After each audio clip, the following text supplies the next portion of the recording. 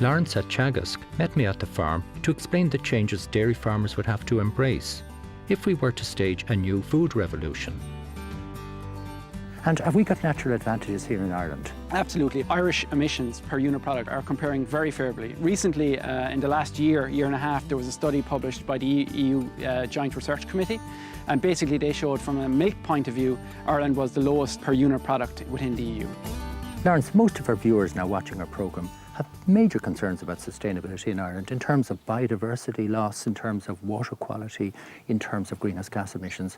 Where do we fit regarding Europe in this context? I suppose, we're on a farm here that's pasture-based. The cows go out to graze the grass. If we compare that to continental Europe, where most of the animals are housed for much larger proportions of the year, the feed is brought into them, we compare very, very positively on all of those aspects that you've mentioned. And it's a case, we've gone down the road in terms of greenhouse gas, of quantifying that at farm level. Now, over the next couple of years, we have to build on that and energy, water, biodiversity. We also have to have verifiable numbers that we can stand over. But, it's a very positive story. Next, I met the food processors to see how sustainability works once the milk has left the farm. Striving for a low carbon footprint is essential for companies like Glanbia. With over 4,300 employees worldwide and Irish products sold on every continent, Glanbia's future business depends on feeding the consumer's appetite for sustainable growth. I met the Director of Strategy, Sean Malloy. This is becoming an increasingly important topic from us from a number of reasons. First of all, within the market, there's a demand for farmers to work in a particular fashion, but also on the farms themselves. We would contend that in an Irish context, efficient, very well-run commercial farms are those in turn that have the lowest emission levels of CO2. So focusing on working with our farmers to ensure that those levels can be reduced over time, in actual fact, are helping those farms themselves improve the efficiency of production on their farms. Glanbia have signed up to the Origin Green Sustainability Charter and have invested heavily in management systems to cut emissions from their own production process. They've increased energy efficiency and actually improved the quality of the water drawn from the River Nore when it's returned after use. I was curious to find out how these initiatives were filtering back down the food chain. Are encouraging your farmers to get involved with this? We're very much encouraging our farmers to get involved in this, and in fact over the last year we've had trials on about 250 farms on our sustainability programmes. And feedback is exceptionally good. I think our farmers appreciate that we're doing is to try and work with them to ensure that the good work that they do on their farms, the natural environment in which they work in, is taken advantage of in terms of a leverage in the market. And we are working very closely with our farmers, and increasingly so, to ensure that they are working within a framework which the market demands. I think the challenge for us is to ensure that the growth that occurs is sustainable growth, that it's growth that's conscious of the environment in which it's produced, that's able to manage and use the best technology available to ensure that this is done in a sustainable fashion. And that's what the market requires as well.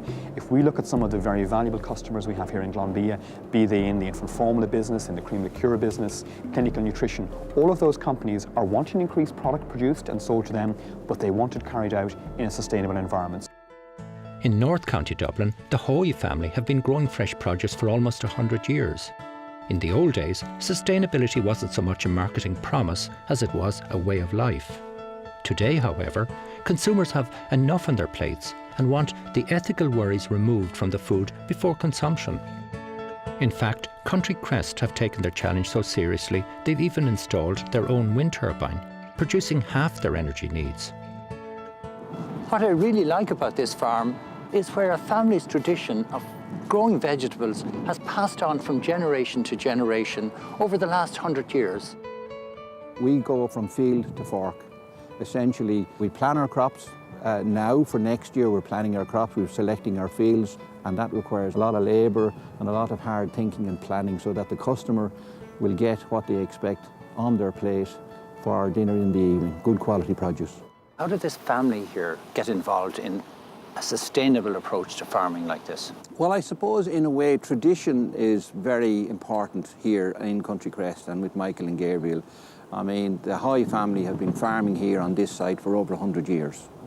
And they've always grown up with traditional methods of farming. And one of the big ethos from us is actually giving something back. So when we get a good living from the land, so we like to give something back. we as Country Crest won the Board Bia Sustainability Award. So it's a natural progression for us to come into as one of the founder members of Origin Green. And Origin Green gives us a base where we can learn from other companies, like-minded companies in Ireland, and they can learn from us. We have a good, clean, green story to give out there, so it's a natural progression, and it will benefit us as a company, but also benefit the image of Ireland. We're always saying we're a green country, so why not promote that? Let people know and be proud. So where are you going from here? What's your next kind of targets to meet here? Well, we've basically identified 4 targets over the next 4 years, 5 years. Energy management and energy use would be number 1. Waste management would be number 2. Water usage, water recycling is number 3, and biodiversity is number 4. We're in the process now of planning for an anaerobic digester system. That will give us our 100% requirement of electricity, of heat, and of hot water as well. So by 2015, our plan and our hope is we'll be energy self-sufficient on Country Crest. Creating sustainable food and drink production means providing for our current needs in a way that doesn't compromise the needs of future generations. Some of the groundwork has been done. Board Bia's Quality Assurance Scheme managed to sign up 40,000 Irish farmers. Now, Origin Green hopes to build on that success by adding its own sustainability charter. It's a natural progression from where we are, but what will be really challenging for farmers is increasing production at the same time. Again, this is where science can step in. It's a beautiful day down here in County Tipperary, and I'm invited down by Michael Murphy, who's a beef farmer who's won prizes in sustainability. Down in Michael's farm, the Origin Green audit was taking place. Using a specially created app, Barry Hickey, the auditor, was able to create a snapshot of the farm's environmental performance and targets, keeping track of everything from feed to pharmaceuticals. Michael, I love your farm down here. Wonderful landscape. How many acres have you got? Roughly 228 acres altogether. And how many cattle have you got? At any given time, there's over 300 cattle. Right, now I believe you're a prize winner in terms of sustainability, but you're also an All-Ireland champion hurler. Yeah, I used to hurl at Tipperary in my younger days, winning minor under 21 All-Irelands. So you like winning prizes? I do, yeah. I like being competitive. Right. So this whole issue of sustainability now, how have you grasped onto that? Well, sustainability has been with me a long time now. I'm doing what I've been doing for quite a few years. I used to be in dairying, and I lost the herd with brucellosis back in 1998, so I stuck with Frisian cattle and I try and produce beef as best I can. And the consumer is king at the minute. They're dictating what they want. Right. And you have to produce what they want. Right. So regarding sustainability, you know, does it impose a lot on you in terms of extra work or? No, it doesn't, because you have to keep track of records, and daily live weight gain is the key. I'm really amazed. Of all the sophisticated equipment and modern tools that Michael has here on his farm, the one that he finds most useful is the weighing scales. Not alone does this let him know how his cattle are performing, but it also lets him know how he's performing. This is the way things have gone. Food has got so expensive to produce. You've got to be very efficient in what you do, and animals are very expensive to produce and buy, and every animal that comes into my farm has to be putting on in excess of 1 kilo a day. The weighing is very important, because if the animal isn't performing, it's obviously something that I'm not doing correctly. So as well as the animal being monitored, I'm monitoring my own performance as well. I'm also here to meet Padraig Brennan from Board Bia, who is an expert in this whole area of how farms can become sustainable. And why are farmers buying into this? Farmers are buying into this for 2 reasons. Number one, they know we have to have the best possible market that we can have for our products. And number two, they see an economic benefit as well, because essentially, if you're farming sustainably, there's economic benefits in that you're reducing the cost of production or maybe increasing your profitability. So there's an economic and an environmental benefit that they see. And you won't come across any farmer in this country who won't want to leave the land in a better position when they're finished with it than it was when they started.